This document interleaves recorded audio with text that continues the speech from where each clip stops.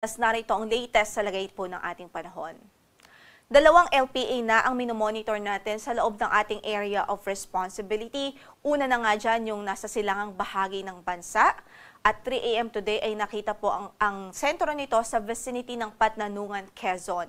At itong LPA ay patuloy na nagdudulot ng significant at malawakang pagulan sa malaking bahagi ng Luzon. Ito pong LPA based sa ating latest analysis, mababa na po yung tsansa niyang maging bagyo at posibleng malusaw o ma-dissipate na rin ho ito ngayong hapon o gabi.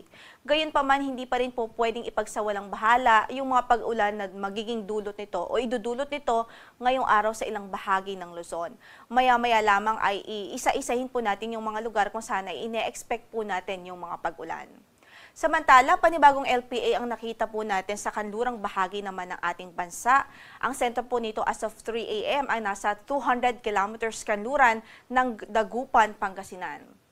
Sa kasalukuyan ay hindi naman po ito direktang nagdudulot ng mga pag-ulan sa anumang bahagi ng ating landmass, pero sa mga susunod na araw ay pwede pa rin po itong makapag-enhance ng southwest monsoon na siyang magdudulot o siya pong makakaapekto sa ating bansa.